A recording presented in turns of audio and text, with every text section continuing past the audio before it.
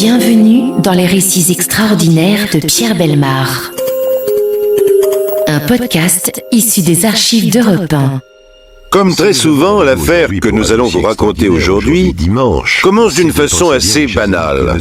Mais si vous avez la gentillesse, le courage, tous les jours de la curiosité de m'écouter jusqu'au bout, vous verrez qu'elle mérite bien de figurer dans les dossiers extraordinaires. Or, je vous le dis tout de suite. Elle a au surplus cette affaire, non seulement malgré son côté macabre, mais un aspect poétique, surréaliste, avec un arrière-plan freudien qui forme un cocktail assez piquant qui nous y invite. À Caravaggio, de 43 ans, petit bourg de la région de Milan, il existe une grande bâtisse qu'on appelle le château. Dans ce château vit la famille Mestre, une famille très religieuse qui exploite depuis toute éternité un commerce de grains. Le chef de famille est l'oncle Vittorio, un homme honnête, équitable et scrupuleux, mais très fort physiquement, plein de vitalité et d'un caractère excessivement coléreux. Il règne sur sa femme, une créature insipide et plutôt méchante, sur son frère, Gaspardo, qui courbe les chines et lui rend compte sou par sou des résultats du commerce. Il y a un troisième frère, disparu en Afrique du Nord pendant la guerre, qui avait épousé une Turque, laquelle est retournée dans son pays en abandonnant sa fille Rita aux soins de l'oncle Vittorio. Il semble que Rita, délurée et très jolie, ait voulu secouer l'étouffante atmosphère du soi-disant château de Caravaggio. On a longtemps dit de Rita Mestre qu'elle tenait de sa mère un caractère bizarre, mais comme vous allez le voir en écoutant cette surprenante affaire, il n'est pas certain du tout que l'étrangeté de son comportement soit due à son ascendance maternelle. Quoi qu'il en soit, elle fuit la famille Mestre en septembre 1951, à l'âge de 16 ans, dans l'intention de vivre en France avec un certain Rinaldo Mattesini, qui lui-même a 19 ans. Mais il s'agit Rinaldo Mattesini est reconduit à la frontière par la police française quelques jours plus tard. Quant à Rita, qui doit avoir le diable au corps, elle réapparaît à l'aéroport de Milan au mois de février 1952 pour y faire simplement escale, venant de Karachi en direction d'Amsterdam. Jacques Prescott.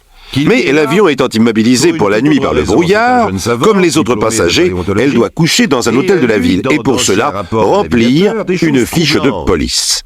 Il faut croire que les fiches de police sont quelquefois vérifiées. Un policier lit Rita Mestre, née le 27 juillet 1935. Comme il y a un avis de recherche lancé par la famille Mestre, Rita est priée de rester à Milan. Comble de l'horreur, elle porte un manteau de fourrure. Ce manteau pèse 15 kilos. La doublure contient des sachets de hashish. Mais Rita, ayant 17 ans, a agi sans aucun discernement, presque contrainte par un avocat parisien de 35 ans qui en a fait sa maîtresse, et le tribunal pour enfants la considère donc comme irresponsable. À la maison de rééducation pour jeunes filles, où elle va passer 2 années, Enzo Campinoni, l'un de ses éducateurs, s'intéresse particulièrement à elle. Peut-être ressent-il un tendre sentiment. Rita, je vous le rappelle, est vraiment très belle. Enzo Campinoni, l'éducateur, a 32 ans. C'est un homme grand, maigre, sportif. Tout dans son visage, le nez mince en bec d'aigle, le menton volontaire, même le sourire de ses yeux clairs, exprime, disent les rapports, une grande volonté et une grande générosité. Ce n'est pas seulement en raison de cette affection particulière que ce brave garçon interroge longuement la jeune délinquante. Au tribunal, on avait attribué son comportement à son caractère impulsif, emporté, à son tempérament de feu, à son éducation privée d'autorité paternelle et maternelle, à sa beauté qui, paraît-il, lui rendait la vie trop facile. Mais il croit de son devoir de chercher à en savoir plus. Et Rita, le trouvant sans doute sympathique, se laisse aller à certaines confidences. Elle raconte notamment un souvenir d'enfance susceptible de marquer toute une vie et d'expliquer son comportement.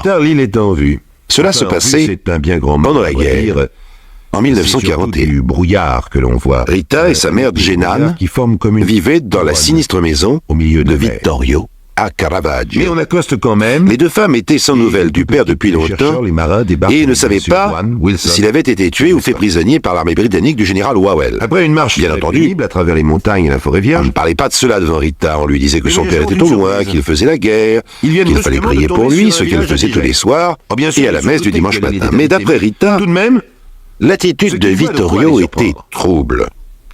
Il avait été le seul à approuver le mariage de son père avec une Turque. Et maintenant, il les prenait toutes les deux, la mère et la fille, sous sa protection de plus en plus étouffante, avec les semaines qui passaient, puis les mois. Un jour, fin 1942, Rita surprend sa mère en train de pleurer. Ce n'est pas la première fois. Elle est assise dans le fauteuil qui trône au milieu de la salle à manger de l'oncle Vittorio. Au début, personne n'osait s'asseoir dans le fauteuil de l'oncle Vittorio, et puis, à plusieurs reprises, il avait invité sa mère à s'y asseoir, et maintenant, c'était devenu le fauteuil de sa mère. C'est la tombée du jour, la pièce est très obscure. Rita entend le pas pesant de l'oncle Vittorio. Elle se retourne. Il est dans l'ouverture de la porte. Le chef de l'expédition pour elle, un géant un peu terrifiant.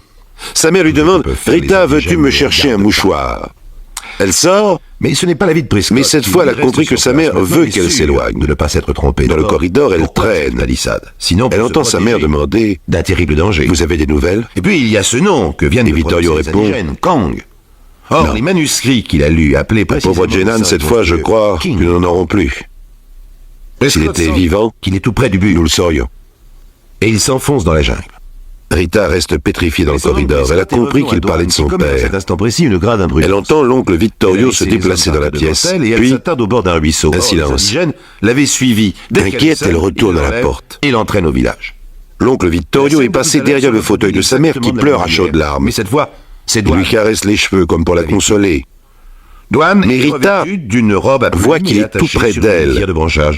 Sa joue effleure presque son visage. On la dépose et elle entend, sans bien comprendre, précipitamment des phrases dans le genre de se fait, tout le monde attend. Allons, ma petite enfant, il faut vous consoler. Au loin, un bruit sourd. Vous n'avez que 26 ans, je suis là. Vous n'avez rien à craindre de la vie. Vous savez l'affection que j'ai pour vous, etc.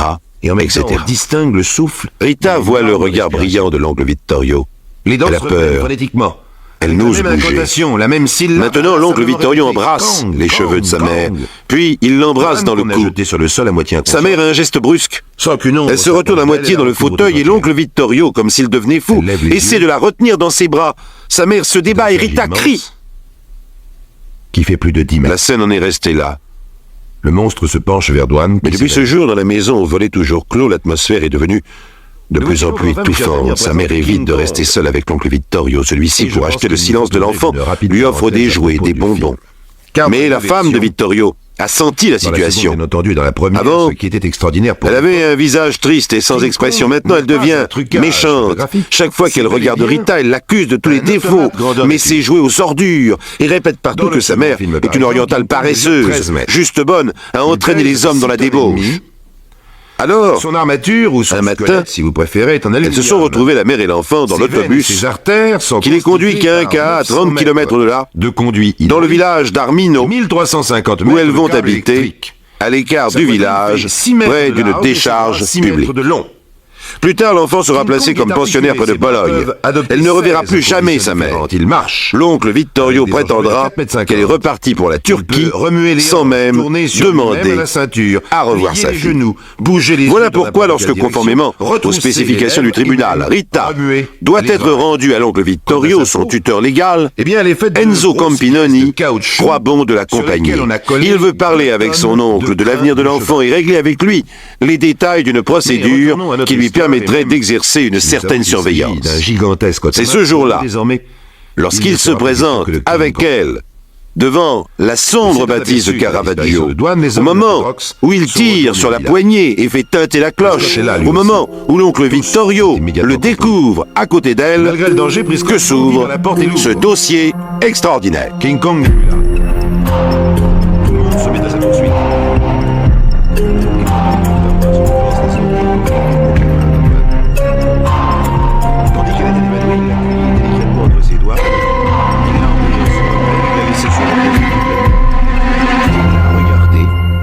En faisant le moins de... Donc, chers amis, la grille s'ouvre devant le sombre château de Caravaggio. Enzo Campinoni ne s'explique pas l'étonnement, l'émotion du grand vieillard en découvrant sa nièce Rita, qui a maintenant 19 ans. Il ne comprend pas non plus sa colère en le voyant à côté d'elle. Donc le Vittorio, imposant, bourru, demande à Rita « Qui est-ce » de Dwan. Enzo veut répondre. Mais les choses ne Je vont pas suis rester un des toujours aussi éducateurs souriantes, de car l'oncle Prescott Vittorio et l'interrompt. sont Qu'est-ce que à vous venez la faire recherche ici? des douanes Mais et monsieur, des singes géants. j'accompagne votre nièce. King Bon, Kong alors c'est devient fait, l'homme merci. sauvage. Il précipite par exemple. Et l'oncle Vittorio, prenant le bagage de sa nièce, la tire vers lui jeté en travers. et referme la grille au nez du malheureux c'est-à-dire éberlu. C'est entre King Kong et lui. Voilà donc le brave Enzo, relégué seul et vainqueur, devant la grille fermée. Fier, tout heureux, Comme il n'a pour le moment aucun pouvoir légal, force-lui de faire demi-tour. Prescott est arrivé pendant le combat. Évidemment, l'éducateur va écrire 3 fois. Il court. Les 2 premières lettres restent sans réponse. À la 3e, l'oncle Vittorio répond que sa nièce est partie sans tambour ni trompette. Probablement pour aller travailler en Il Allemagne. arrive à son tour. Évidemment, ce serait bien dans la manière de Rita Mestre, mais ce qui surprend l'éducateur, c'est qu'elle ne l'ait pas consulté, ou du moins tenue au courant par un simple petit mot, car elle avait promis de le faire et elle semblait lui faire confiance. Alors, Wilson, voyez-vous, il s'ouvre de son inquiétude au juge pour enfants qui a eu à connaître du cas de Rita, et à la demande de ce dernier, la police entreprend de vérifier si Rita Mestre a passé la frontière pour gagner l'Allemagne, soit par la Suisse, par l'Autriche ou même par la France. Bien qu'elle fasse l'objet d'une fiche dans les archives de la police, on ne retrouve aucune trace.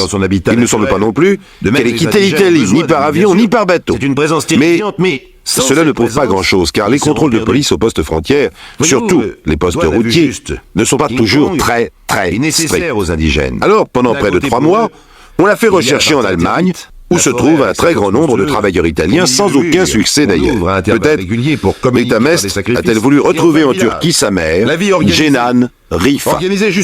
Là encore, les recherches sont difficiles, mais lorsqu'on parvient à retrouver la famille de Jenan, celle-ci tombe des nues.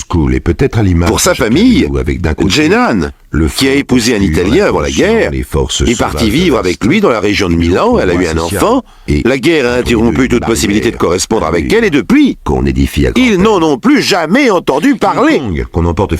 Sa famille turque, qui croyait que Jenan l'avait oublié en apprenant que, selon les dires de la famille Mestre, Jenan devrait avoir regagné la Turquie, s'émeut.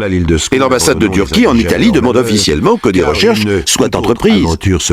La police italienne, étant enfin saisie d'une demande en bonne et due forme, peut convoquer officiellement les protagonistes de cette affaire.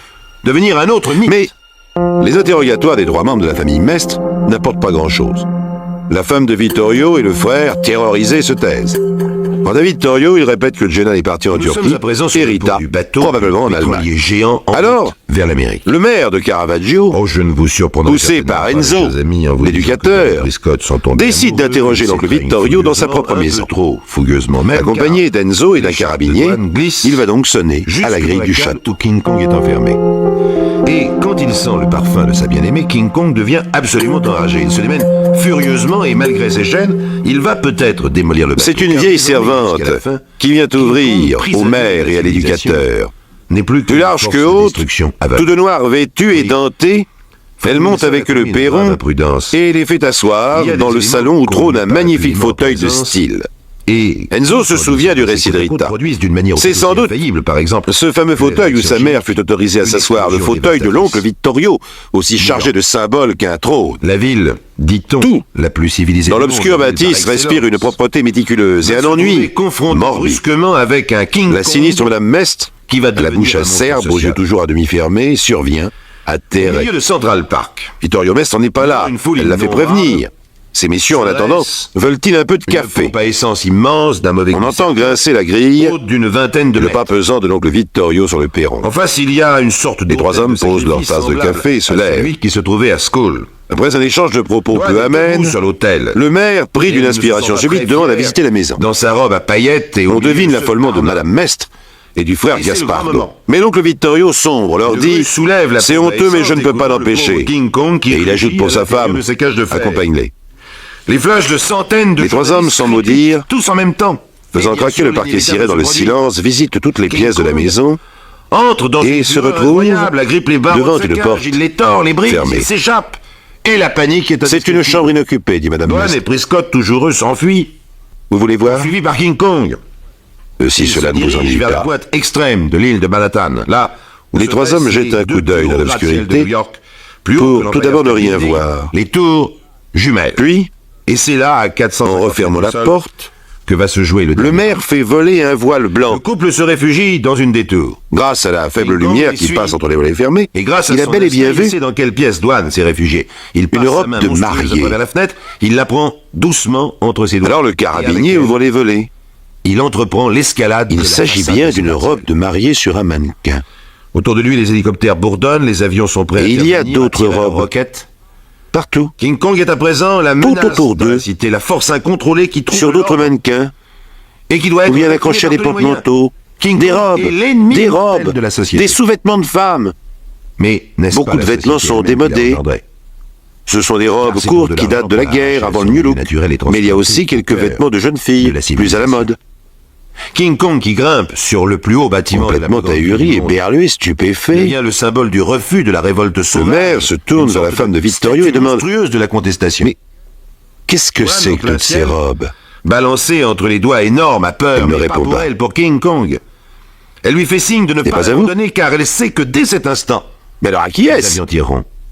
Mais la bête a compris. Enfin la femme de Vittorio Il a hausse les peut-être compris épaules. aussi que son aventure est sans issue. Comme est sans issue. C'est à le lui sommet qu'il faut de la demander tour ça, où il est dit-elle. parvenu. Alors avec d'infinies Dans le précautions, salon, il Vittorio dépose mestre l'âme sur le impassible, toit. sombre, les défis Se du redresse vers regard. les avions. Le maire lui demande à Il qui se sont toutes sacrifie. ces robes. Vittorio fait un effort pour répondre Un cri, et finalement ne dit une rien. chute vertigineuse. Le maire est à la fois C'est très fini. étonné et en colère. Il demande à la femme de Vittorio et au frère, mais vous, parlez, à qui sont ces robes? Se termine sur un Gaspardo et la femme de Vittorio se regardent, ils sont pâles, que nous garderons. ils semblent morts de peur. Il y a l'histoire d'un amour. Un amour Nous, trop grand. Au propre, on ne peut rien qui dire. durait, un amour impossible. Enfin, Gaspardo s'adresse à son frère. Dont on trouve Parle, l'exemple Vittorio, à travers parle. les folklores du monde entier. La bonne et énorme L'oncle bête, Vittorio regarde tout le amoureuse monde, d'une belle qui n'est pas l'un après l'autre. Il serre les dents. King Kong est peut-être en fin de Le compte front plissé, il une réfléchit. histoire poétique.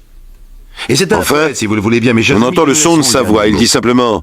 Comme on proposait un Pourquoi jour à Paul Éluard la présidence d'un ciné-club, il répond. Tout le monde regarde le maire. Et le maire comprend qu'en effet, rien n'oblige Vittorio à parler. King Kong. Il a le droit d'avoir des robes, une collection de robes. Heureusement, le maire se souvient qu'il a des questions à poser. Il pose la première qui lui vient à l'esprit. Pourquoi votre belle-sœur Jenan est-elle retournée en Turquie sans emmener sa fille Rita? Vittorio répond, c'était une mauvaise mère et une femme indigne. Pendant la guerre, elle a trompé mon frère avant que sa disparition soit officielle. Et je l'ai chassée. Mais nous avons voulu garder Rita. Des archives d'Europe 1. Évidemment, le maire demande comment il se fait que les deux femmes soient parties sans emmener leurs vêtements. Julien Taron. Ce à quoi Vittorio répond qu'il n'y avait aucune raison pour que Jenan emmène sa robe de mariée en Turquie et que Rita est partie en colère et tellement précipitamment qu'elle n'a même pas emmené une brosse à dents. Quand il lui demande à nouveau les raisons qui l'ont amené à constituer ce musée, sont disponibles sur le site il s'enferme dans un silence méprisant en bougonnant simplement qu'il a le droit de faire ce qu'il veut avec les choses qui sont sous son toit. C'est alors qu'Enzo, qui sans rien dire était retourné dans le musée, Pierre Bellemare. revient avec deux photos étonnantes. Un podcast L'une des archives d'Europe est une 1. photo récente, l'autre une photo jaunie. Dans une affaire noire. Sur la plus ancienne, C'est-à-dire on une y voit voiture une très jeune blanche femme, qui devient toute petite avec une coiffure sur très le haute, une bout jupe des courte arbres, et un grand dessinée sac en sur bandoulière, un sombre fond de toile. des chaussures avec d'énormes semelles de Également bois dessinée sur à la mode de la dernière château, guerre. Sur l'autre, d'authentiques joyaux la même jeune médiévales femme, menacés de ruine. avec une sorte de robe Sur le bord de la route, le hippie cadavre et les cheveux en cire, formant une énorme une crinière vieille dame frisonnée. que la voiture a renversée La et ressemblance un pinceau entre les deux a femmes est écrit le absolument sang sur l'herbe saisissante peinte, et leur beauté il est coulera pour égale. l'éternité. Mais les trois hommes ont compris, Dans une l'une chaise longue démentie est du Jenan, vicomte, la mère, dont les 60 l'autre dizaines Rita, de vis la ont fille. définitivement altéré les traits. Le maire a pris les photos. Près de lui, une grande et belle Vous femme permettez que je les qui porte une emmène robe blanche. Vittorio Son accepte sourire d'un signe de forcément, elle tête. pose la main droite sur l'épaule du vieillard. En partant, le maire sa dit, main gauche semble Nous faire nous un reverrons, signe à monsieur la voiture Mestre. blanche qui fuit sur la C'est route. probable. Un homme Mais de ce petit sera teint, inutile, avec des lunettes conclut claires, je l'oncle dis bien Vittorio. l'air d'un souteneur corse. C'est Enzo Je dis qui, pas se qu'il souvenant est du récit que Rita lui avait fait de sa vie avec sa mère, un signe dans une petite d'intelligence maison à la d'Armino, femme qui lui a jette l'idée un d'y envoyer la regard police. inquiet. Celle-ci va donc procéder à une enquête dans ce village, où elles ont en effet vécu près d'1 an. Mais personne à Armino n'a gardé le souvenir du départ de Cenan pour la Turquie. On sait seulement que l'oncle Vittorio est venu la voir 2 ou 3 fois dans sa voiture à gazogène, et puis qu'un matin, les volets ne se sont pas ouverts. Elle était partie. Alors on fouille de fond en comble la triste maisonnette à l'écart du village, près de la décharge publique. On sonde à tout hasard les terrains alentours et, comme il fallait s'y attendre, on découvre, dans la décharge, très endommagé mais encore identifiable, ce qui reste du squelette de la pauvre Cenan Rifa. L'examen fait apparaître qu'elle a été enterrée complètement nue. Les vertèbres du cou sont déplacées et, à moins que ce ne soit l'effet d'un tassement du terrain, probablement étranglée par des mains fort puissantes, sans doute celles de Vittorio. Telle est du moins l'opinion de la police, bien qu'on ne puisse relever aucun autre indice, ni sur le cadavre, ni dans la petite maison qui est alors habitée par un couple totalement étranger à l'affaire. Et on n'en aura jamais aucune preuve. En effet, le même jour, l'oncle Vittorio est retrouvé dans son musée. Quelquefois, ces personnages sont groupés. Son corps se balance au milieu des mannequins en sous-vêtements et en robe de mariée. Celle-ci peut être historique. Il s'est pendu. Documentaire. Il ne laisse aucun papier pour expliquer son geste. Ce n'est pas nécessaire. Tout le monde a compris. Vittorio se trouvait lui-même trop hypocrite, trop fou, trop horrible. Désormais, en plus, il allait être publiquement un objet de honte, déshonoré. Lui, Vittorio Mestre, l'homme du château. Quant à Rita Mestre, nul ne sait ce qu'elle est devenue, ni si elle vit encore. Où un groupe de mannequins figés. De détails pourtant donnent une indication sur ce qui peut lui être advenu.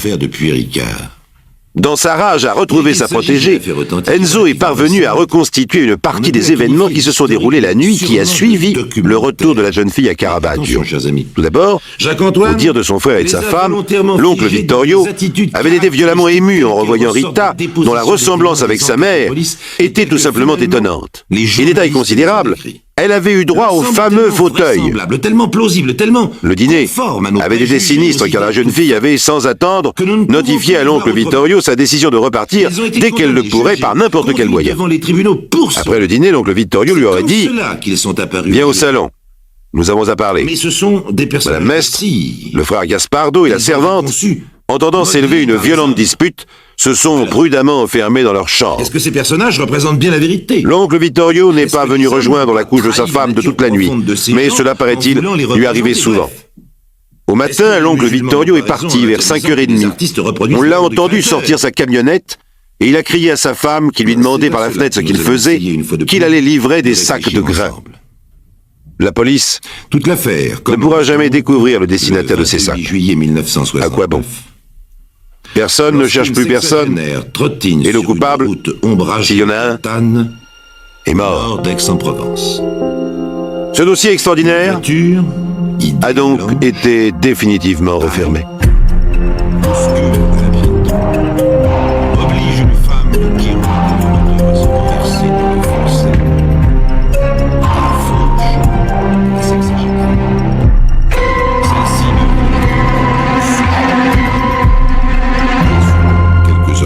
Vous venez d'écouter Les récits extraordinaires de Pierre Bellemare, un podcast issu des archives d'Europe 1 et produit par Europe 1 Studio.